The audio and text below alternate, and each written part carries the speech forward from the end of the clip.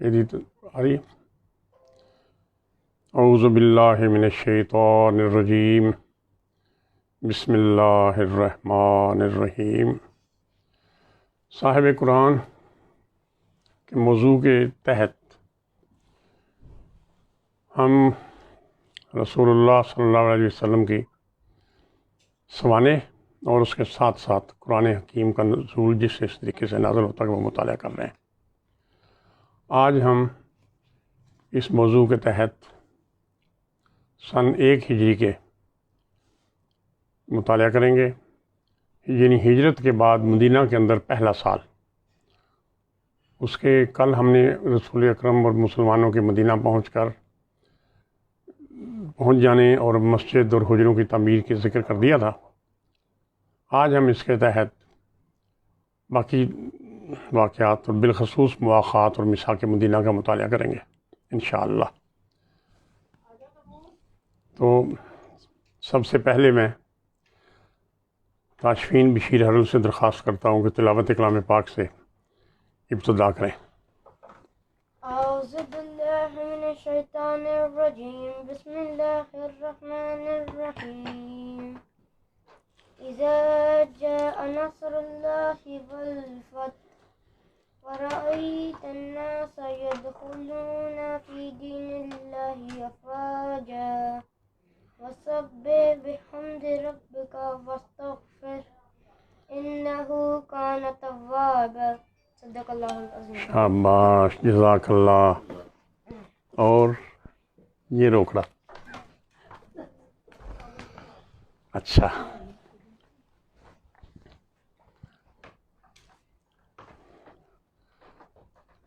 سن 1 ہجری کے واقعات اور مدنی زندگی کا مطالعہ شروع کرنے سے پہلے تھوڑا سا ہم یہ ذرا اپنے ساتھ لگا لیں اور اپنی شیئرنگ کر لیں، سارے آن کر کے اس کو تھوڑا سا ہم اب تک جو کچھ ہم نے مطالعہ کیا ہے اس کو دوہرا لیتے ہیں۔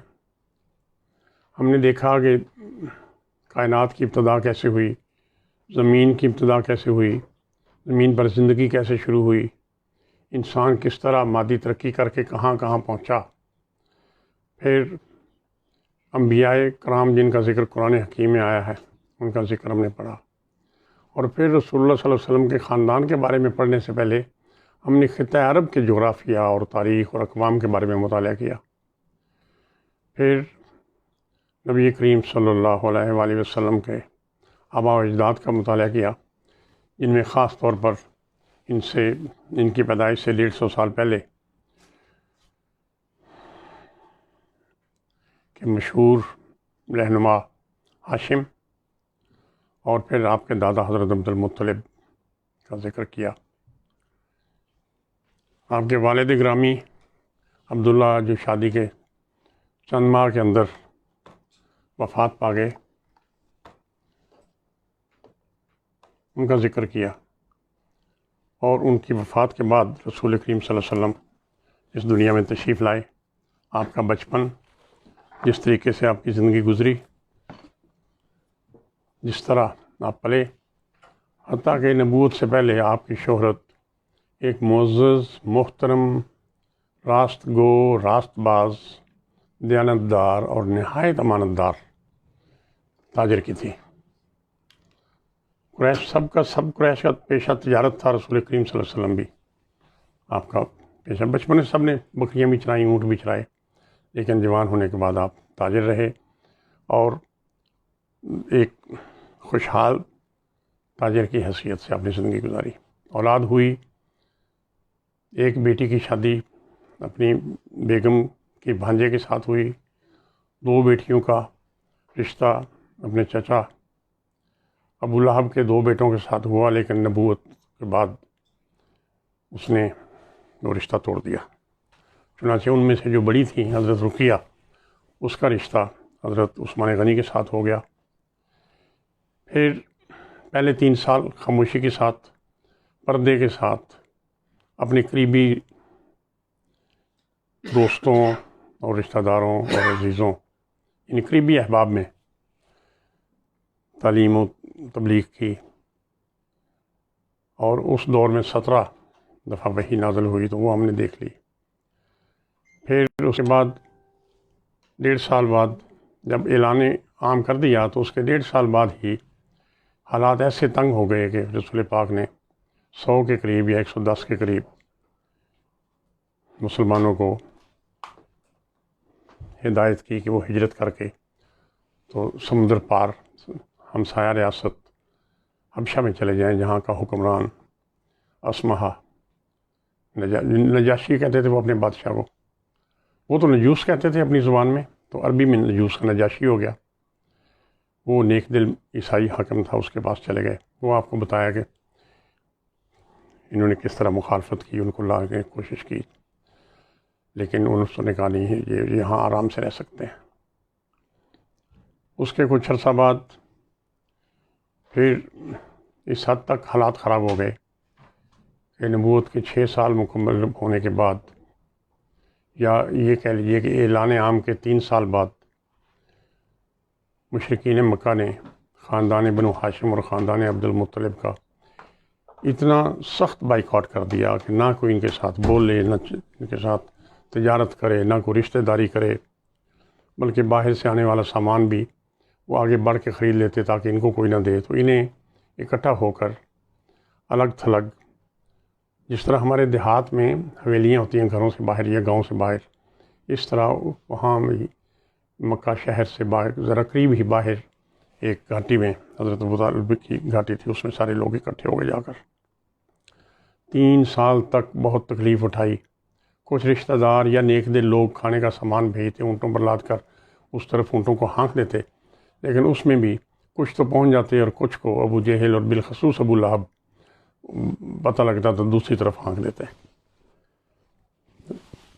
روایات میں ہے کہ شیب ابی طالب سے بچوں کے رونے اور چیخنے کی آوازیں باہر تک آتی تھیں جب ان کے پاس دودھ یا خوراک کی کمی ہو گئی۔ اتنے کمزور ہو گئے لوگ خوراک کی کمی اور اس طرح پابند زندگی گزارنے سے کہ جب 3 سال بعد وہاں سے واپس شہر میں داخل ہوئے آ کر محصوری ختم ہوئی، تو اس کے چند ہی ماہ بعد فوت ہو گئے آپ کے بزرگ سرپرست چچا ابو طالب، اور اس کے جلد ہی بعد آپ کی رفیقہ حیات اور آپ کو عالم اسلام کا سب سے بڑا سہارا حضرت خدیجہ الکبریٰ بھی داغ مبارکت دے گئیں۔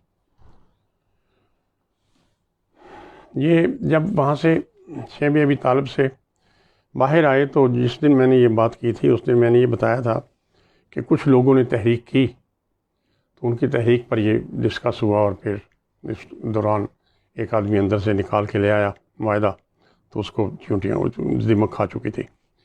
اس دن میں ایک بات نہیں بیان کر سکا، مجھے بعد میں خیال آیا ہے کہ اس سے چند دن پہلے رسول کریم صلی اللہ علیہ وسلم نے اپنے چچا ابو طالب کو، یہ یاد رکھنے کی بات ہے کہ 4 مہینے وہ آسانی کے ساتھ باہر آتے، تبلیغ کرتے، بالخصوص جب زائرین آتے حج کرنے ان سے ملتے بھی، تبلیغ بھی کرتے، کیونکہ ان دنوں کوئی آپ کے ساتھ اعراض نہیں کر سکتا تھا، حرام مہینے تھے۔ تو آپ نے اپنے چچا کو بتا دیا تھا کہ مجھے اللہ تعالیٰ نے بذریعہ وحی اطلاع دے دی ہے، یا اپنے وسائل سے، اپنے ذرائع سے اطلاع دے دی ہے کہ وہ جو معاہدہ ہے وہ کاغذ ختم ہو چکا ہے سوائے بسم اللہ کے۔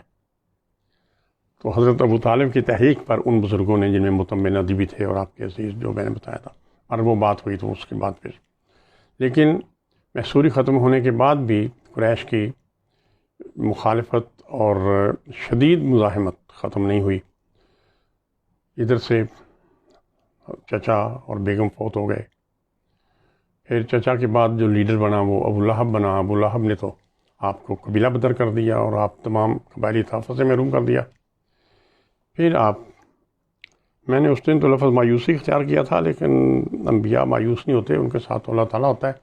یوں کہنا چاہیے کہ ان حالات کے پیش نظر آپ نے سوچا کہ میں طائف میں، باقی قبائل میں بھی گئے، لیکن طائف کے لوگوں نے اپنی خوشحالی کے اور تکبر کے زوم میں آپ کے ساتھ بڑی سرد مہری بلکہ ناروا سلوک کیا۔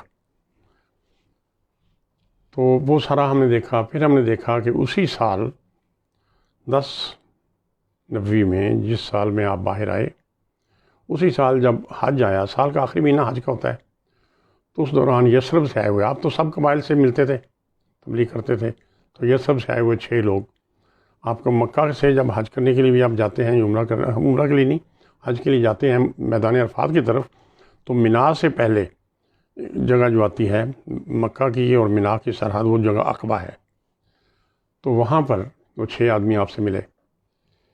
پھر اگلے سال 11 ہجری میں ان 6 کے ساتھ 12 ہو گئے، وہ آ کے مسلمان ہو گئے۔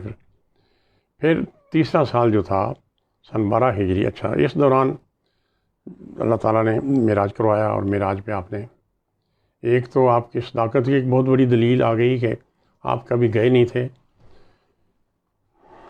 یروشلم، لیکن جب انہوں نے اعتراض کیا کہ اچھا اگر گئے ہو تو ہمیں بتاؤ، تو حدیث میں آتا ہے کہ رسول اللہ نے فرماتا ہے کہ ایسے لگ گیا جیسے میرے سامنے نقشہ سارا رکھ دیا گیا اور میں نے عین یوں بتا دیا، تو وہ بھی آپ کی صداقت کی بہت بڑی دلیل تھی۔ لیکن انہوں نے تکفیر کی اور حضرت ابوبکر نے تصدیق کی، تو ساری عمر کے لیے قیامت تک کے لیے صدیق کہلائے۔ اس کے بعد 12 ہجری کے حج میں 75 بندے وہاں سے آئے، جن میں سے کچھ تو وہ 12 مسلمان تھے، باقی جو ابھی اوس اور خزرج کے لوگ بت پرست وہ آئے، اور ان سب نے رات کی تاریکی میں بیٹھ کے آپ کے ساتھ عہد کیا۔ اس کو کہتے ہیں بیعت ثانی، بیعت ثانی یعنی دوسری، بیعت عقبہ ثانی۔ اس میں ایک انصاری مدینہ کی طرف سے اور ایک ان کے چچا جو ابھی مسلمان نہیں ہوئے تھے لیکن آپ کی چچی مسلمان ہو چکی تھیں، چچا عباس، ان دونوں نے درمیان میں گواہ کے طور پہ ان دونوں کی گفتگو میں کہا کہ بھائی دونوں اگر تو اپنی بات سے پکے رہ سکتے ہو تو معاہدہ کرو، ورنہ نہیں۔ تو دونوں نے مضبوط کیا معاہدہ کر کے، تو اس کے بعد کچھ لوگ جانا شروع ہو گئے۔ پھر حضرت رسول اللہ صلی اللہ علیہ وسلم خود اور حضرت ابوبکر صدیق اور حضرت علی، صرف 3 افراد باقی رہ گئے، تو باقی مسلمان چلے گئے۔ ان کے جانے میں بھی انہوں نے رکاوٹیں ڈالیں، کچھ لوگوں کے بچے پیچھے رہ گئے، فیملی پیچھے رہ گئی، کچھ کے گھر سامان پیچھے رہ گئے، لیکن مشکلات کے باوجود سب مسلمان چلے گئے۔ تو بعد میں جب انہوں نے آپ کے قتل کا منصوبہ بنایا تو آپ کی ایک ددیالی رشتہ دار دور کی، اس نے باتیں سن لی، اس نے اگر آپ کو ان کا دن اور تاریخ اور وقت وغیرہ بتا دیا منصوبہ، تو آپ نے یہ بات سنتے ہی حضرت ابوبکر صدیق کو ساتھ لیا۔ تو پہلے جنوب کی طرف غار ثور میں جا کر 3 راتیں رہے، جب وہ ڈھونڈ ڈھانڈ کے ٹھنڈے ہو گئے تو اس کے بعد آپ ایسے رہنما کے ساتھ گئے کہ جو آپ کو رستہ کراس کرتا ہوا لے گیا، یعنی سیدھے رستے سے نہیں گئے، تھوڑی دیر ادھر جا کے تو صحیح رستے کو ادھر کاٹ لیا، پھر آگے جا کے اس رستے کو ادھر کاٹ لیا، یعنی بچا کے۔ انہوں نے اعلان کیا ہوا تھا، تو ایک آدمی ایک سردار تھا سراقہ، وہ گھوڑا دوڑاتا پہنچ گیا، لیکن اس کے گھوڑے نے رسول اللہ کے پاس پہنچنے سے پہلے اگلے پاؤں اٹھا دیے، پھر دوبارہ اس نے ایڑی لگائی، تو پھر اس نے اگلے پاؤں اٹھا دی، کوشش کی، اینی وے پھر اس نے آپ کے سامنے حاضر ہو کے تو آپ سے امان طلب کر لی، آپ نے اس کو مان دے دی، تو بعد میں خیر وہ مسلمان ہو گیا اور بڑا اچھا جنرل اور فوجی ثابت ہوا۔ پھر رستے کے واقعات ہم نے دیکھے، ہم نے خاص طور پہ ام معبد جس کی بکری کے وہ دودھ نہیں تھا نیچے، لیکن اللہ تعالیٰ نے ان کی خوراک کا بندوبست کرنا تھا تو کر دیا۔ اس نے پھر بعد میں اپنا جن خوبصورت الفاظ میں رسول اللہ کا ذکر کیا اپنے خاوند کے ساتھ، وہ تاریخ میں محفوظ ہے، اور ہم نے وہ لفظ بلفظ وہ بھی پڑھے۔ اس سے پتہ چلتا ہے کہ آپ کے بارے میں ایک تھوڑی دیر رکنے والے کے سامنے بھی کیا تاثر آپ کے بارے میں قائم ہوتا تھا۔ ہر صورت ہجرت کر کے آ گئے، پہلے عقبہ میں رہے، وہاں مسجد تعمیر کی، اس کے بعد سارے لوگ اکٹھے ہو کے وہاں سے چلے، دوپہر کے وقت رستے میں زندگی کا پہلا مسلمانوں کا جمعہ پڑا، جمعے کا دن تھا، تو دوپہر ڈلتے ہی 2 رکعت نماز کے ساتھ تھوڑی سی تقریر کے ساتھ وہ ادا کی، تو وہ ہمارا پہلا جمعہ تھا۔ شام کو بس وہاں پہنچ گئے یثرب، استقبال کا آپ کو بتایا، استقبال میں بچیاں اور اچھا ساتھ بڑی شان سے اوس اور خزرج جنہوں نے آپ کو وعدہ کر کے لائے تھے، وہ بڑی شان سے مسلح ہو کر آپ کے دونوں طرف چلتے جا رہے تھے، اور اس شان سے آپ کو لے کے گئے۔ وہاں جا کر جہاں پر اونٹنی اللہ کے حکم سے بیٹھ گئی وہاں پر بیٹھ گئے، جس صحابی کے ساتھ حضرت ابو ایوب خالد انصاری کے گھر میں آپ نے قیام کیا، تو 2-4 دن کے بعد اسی پلاٹ کے اوپر جو خریدا تھا مسجد نبوی تعمیر کی، سب نے مل جل کے مسجد نبوی میں نماز شروع ہو گئی، ملاقاتیں مذاکرات شروع ہو گئے۔ پہلا جمعہ آیا تو آپ نے خطبہ دیا، ایک ہفتہ اور بعد دوسرا خطبہ دیا۔ اس جمعے کے دوران ابھی تربیت تو نہیں تھی، جمعہ تو یہ تیسرا تو جمعہ تھا مسلمانوں کی زندگی کا، تو وہ جمعے کے خطبے کے دوران کچھ لوگ، کوئی تجارتی قافلے کا پتہ لگا تو نکل کے بھاگے، تو اس کے بارے میں پھر سورۃ جمعہ کی، جو سورۃ جمعہ کی آخری 3 آیات ہیں وہ نازل ہوئیں، تو جن میں کہا گیا کہ یعنی اس کے آداب یہ ہیں تو جمعے کی حفاظت کرنی ہے۔ اب وہاں پہ پہنچ گئے، اب سیٹل ہو رہے ہیں، مدنی زندگی شروع ہو رہی ہے۔ تو آج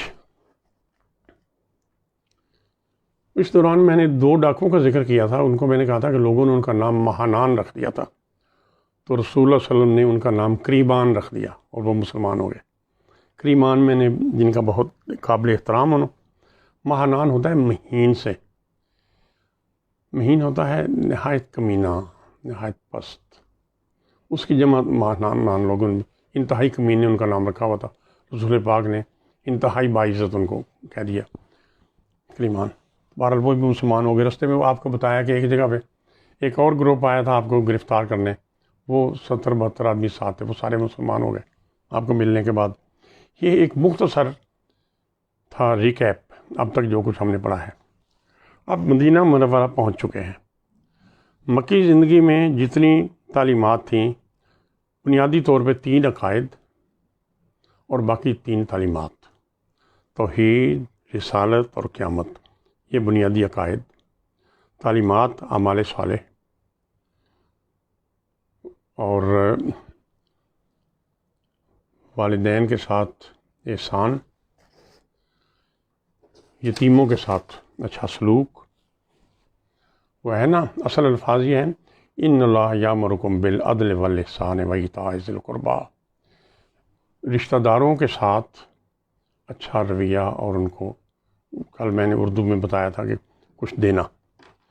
اچھا، پھر اسی آیت میں آگے جا کے یعنی وہ ہوا، یہ ہے نا ہم پڑھ کے آئے ہیں والدین کے ساتھ سلوک کے بارے میں، اس میں یہ کہا گیا ہے کہ اپنے کندھے اپنے والدین کے سامنے جھکا کر رکھو۔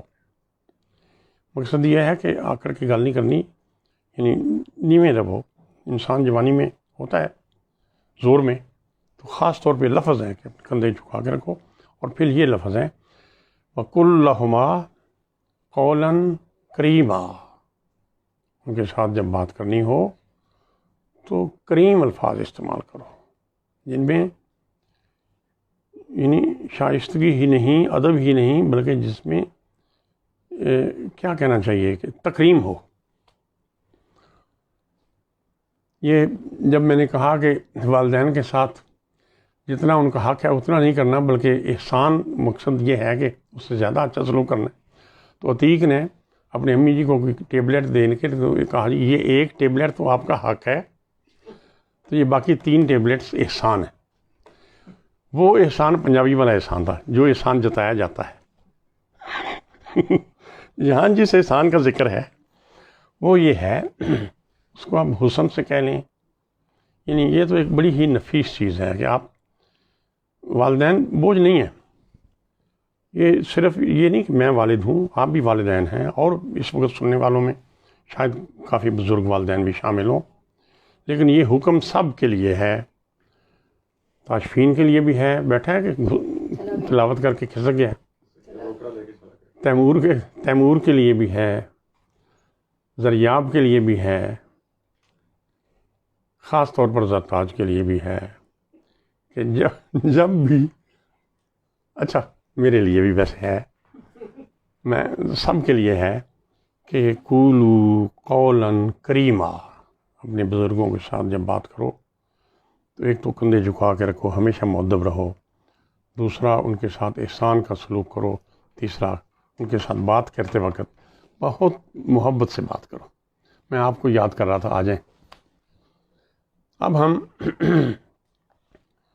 مدینہ میں یہ دیکھ چکے کہ آپ تشریف لے آئے، مسجد بن گئی، اب وہ جو لوگ مکہ سے آئے تھے ان کو ایڈجسٹ کرنے کا سوال تھا.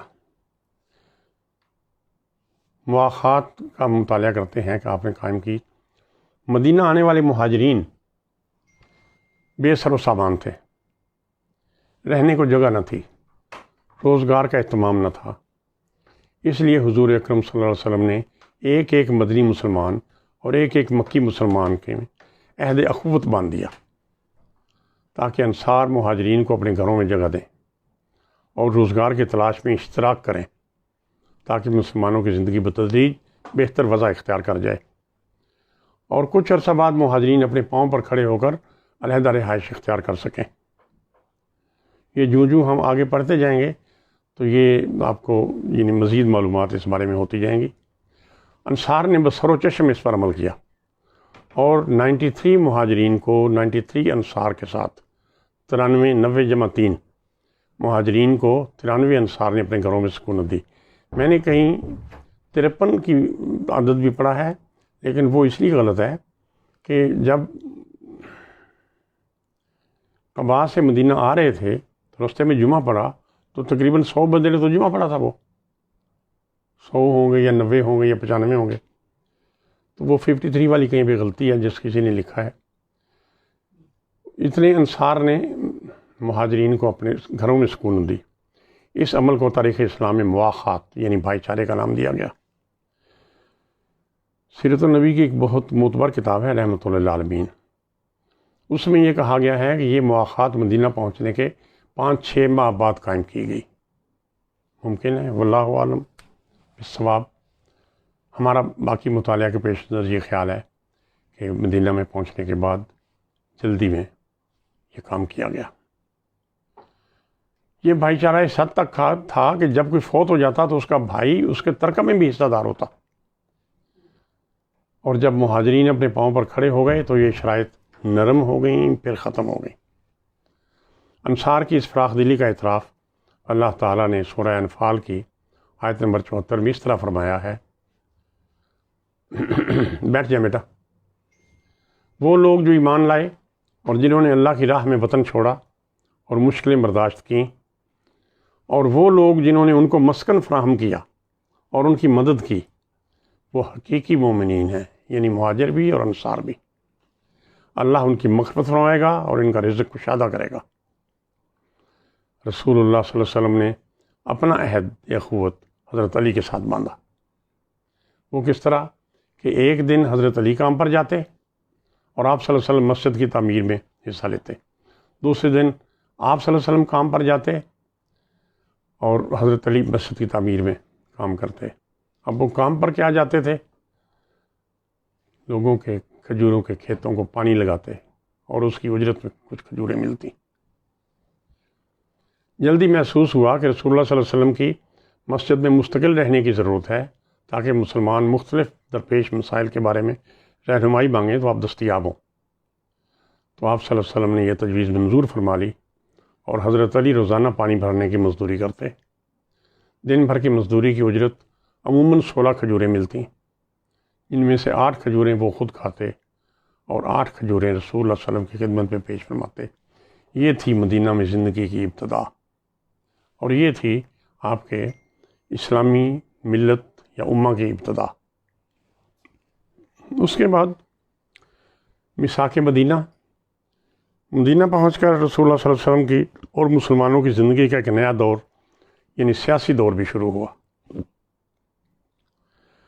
اب تعلیم، تبلیغ اور ارشاد کے علاوہ حسن انتظام اور مصالح دنیاوی پر بھی توجہ ضروری ہو گئی. بسم اللہ الرحمن الرحیم.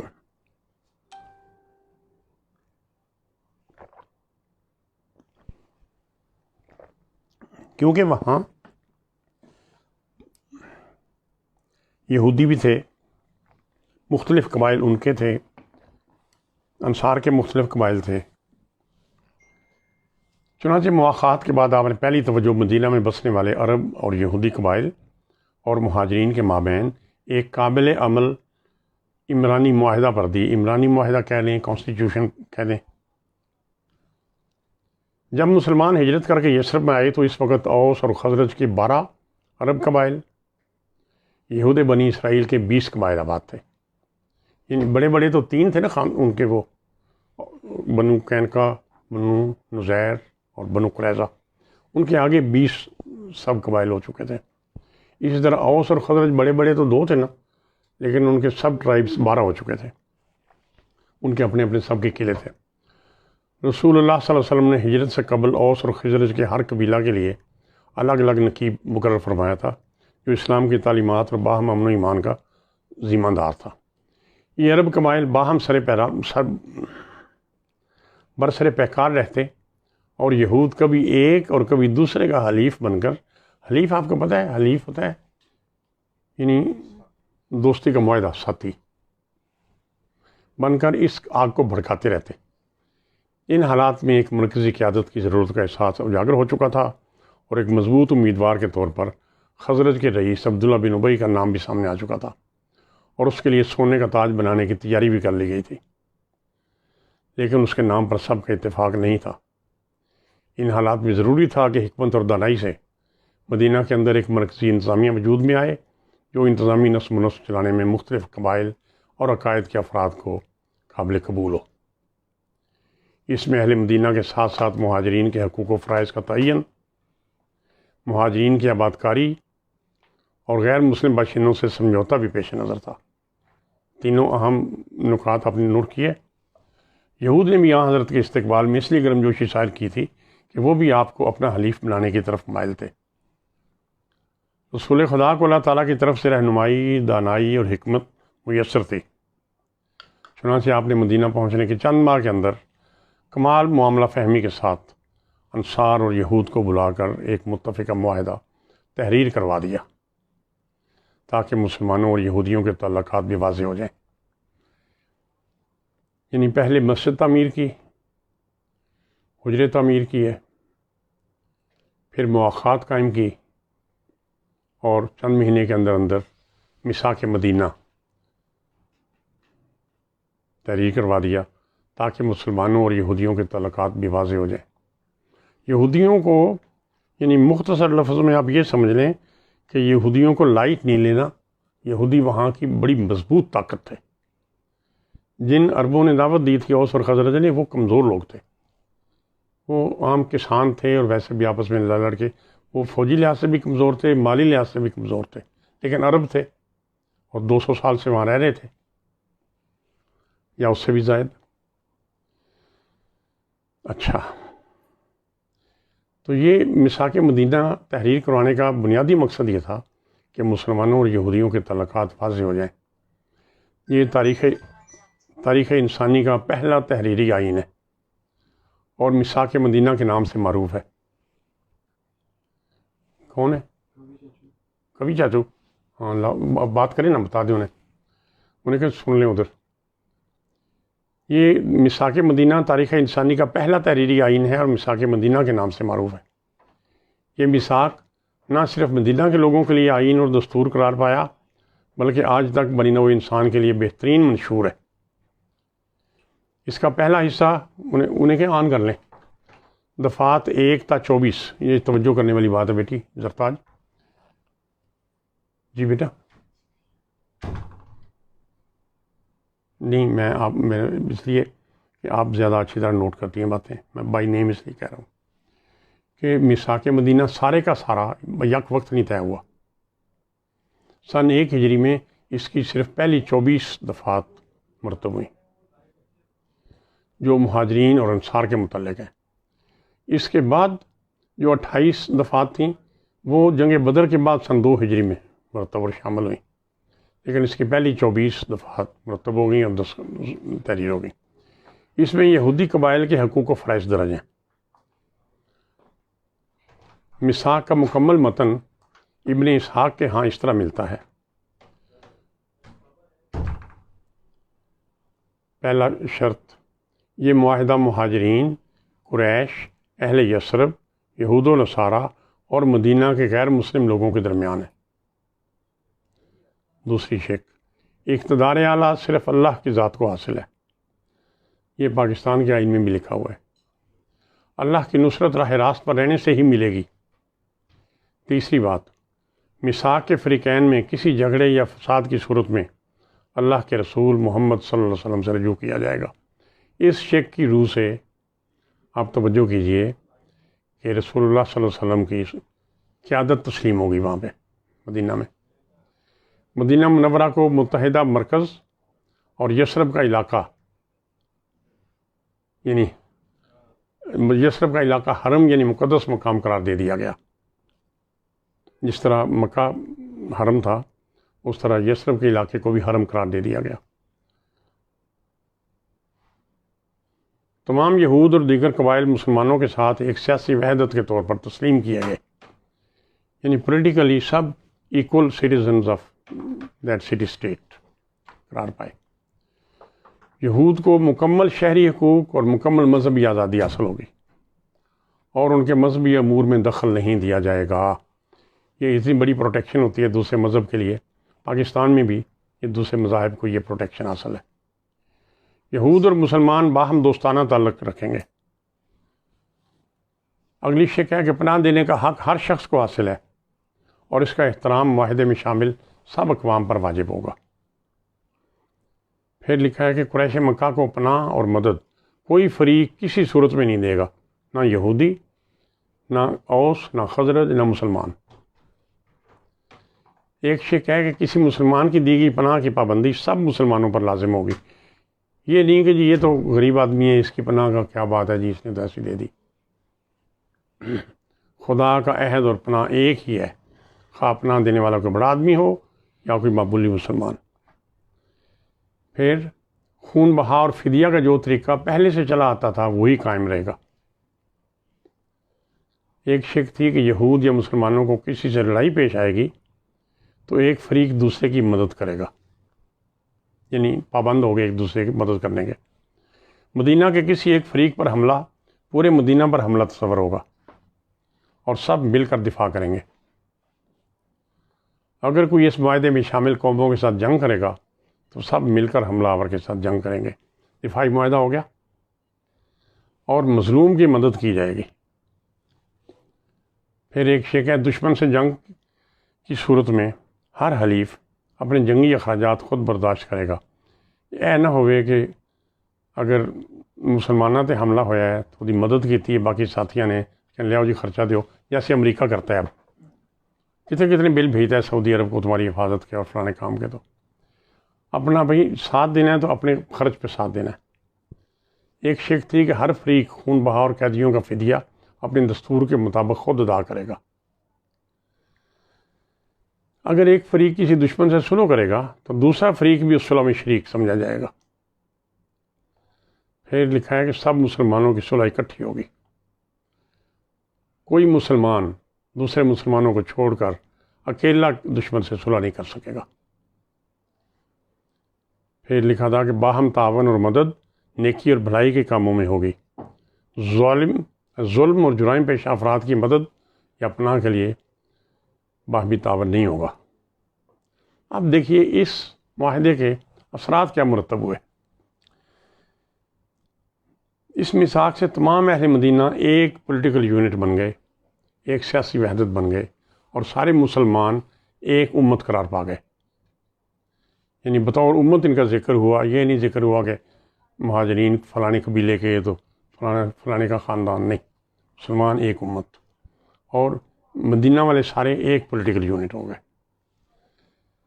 دوسرا اثر کہ یہ میثاق یا دستور پرامن بقائے باہمی اور عدل و مساوات پر مبنی معاشرے کی طرف پہلا قدم تھا۔ پھر مشرکین مکہ کی ممکنہ حملوں سے مدافعت کا اہتمام ہو گیا۔ اس معاہدے سے مذہبی آزادی، رواداری، غیر مسلموں سے تعاون اور اتحاد کے اصول وضع ہوئے، اور اس میثاق سے رسول اللہ صلی اللہ علیہ وآلہ وسلم کی امن پسندی، صلح جوئی اور مفاہمت کی پالیسی صاف ظاہر ہوتی۔ اچھا، اسی سال سن 1 ہجری میں نے پہلے آپ کو سرسری بتایا تھا کہ ایک بڑے بزرگ عالم تھے یہودیوں کے، عبداللہ بن سلام، وہ مشرف بہ اسلام ہو گئے۔ آپ تورات کے باہر تھے۔ اسی طرح عیسائیوں میں سے ایک بہت فاضل عیسائی راہب سرما بن انس نے اسی سال اعلانیہ اسلام قبول کر لیا۔ اسی کے اثرات میں میثاق مدینہ کے اثرات میں کہہ لیجئے کہ میثاق مدینہ کے بعد آپ نے آس پاس کے قبائل کے ساتھ بھی اسی طرح کے معاہدے فرمائے، جن میں سے کچھ زبانی تھے، کچھ تحریری تھے۔ ان معاہدوں کا مقصد یہ تھا کہ مدینہ کا دبدبہ قائم ہو اور لوگ مسلمانوں کے وجود کو سنجیدگی سے لینا شروع کر دیں۔ مکہ والے تو سب کو یہی کہلوا رہے تھے نا کہ ہمارے کچھ لوگ بھاگ کے آ گئے ہیں، ہمارے حوالے کرو ورنہ ہم تم پر حملہ کر دیں گے، تمہاری عورتوں کو غلام بنا لیں گے، تمہارے بچوں کو قتل کر دیں گے، ایسے خطوط لکھ رہے تھے۔ وہ تو یہ کہہ رہے تھے کہ کچھ بھگوڑے آ گئے ہیں۔ تو اب اس سے دبدبہ قائم ہو گیا۔ انہی دنوں سورۃ حج، جس کی پہلی 24 آیات ہجرت سے پہلے جو 4 صورتیں نازل ہوئی تھیں، جیسے میں نے بتایا تھا کہ سورۃ الانعام کے بعد اور اعراف سے پہلے 24 آیات مکہ میں نازل ہوئی تھیں، آتے ہوئے 1390 میں آخری مہینوں میں۔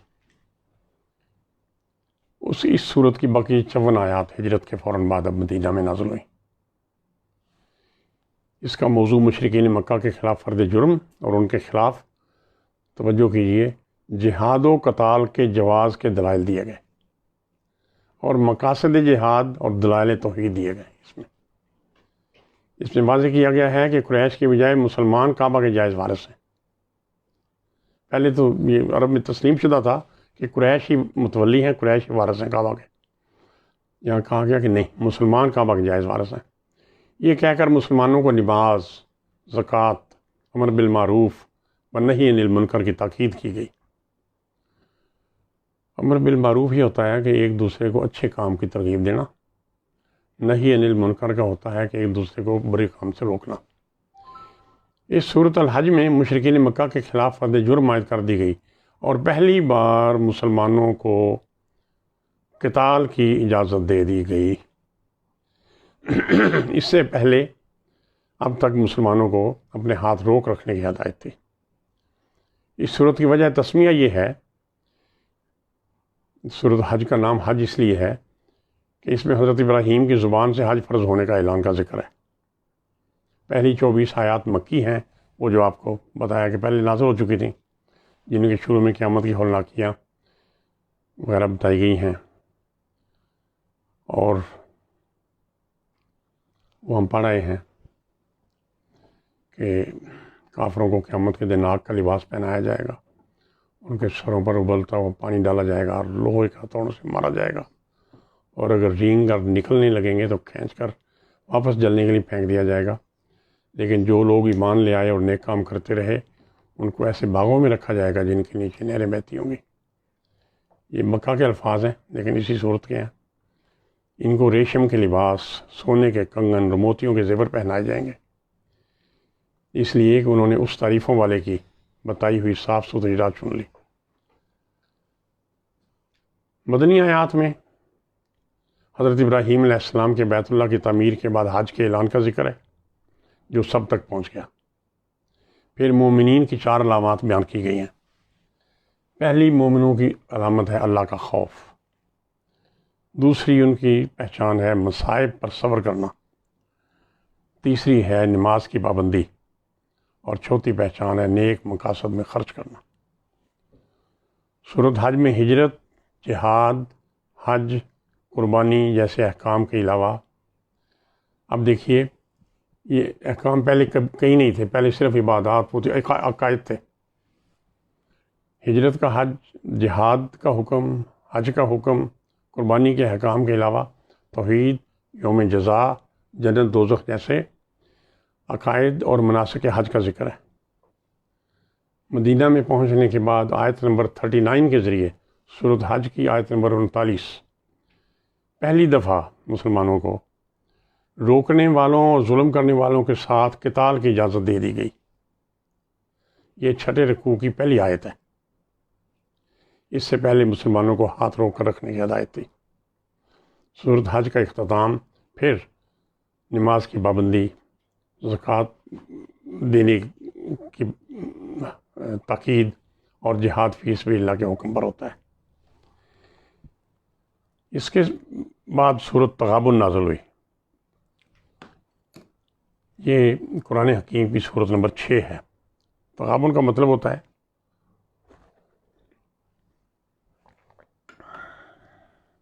ہار جیت کا فیصلہ. یہ بھی سورۃ انعام اور سورۃ فاتحہ کی طرح پوری سورت بیک وقت نازل ہوئی.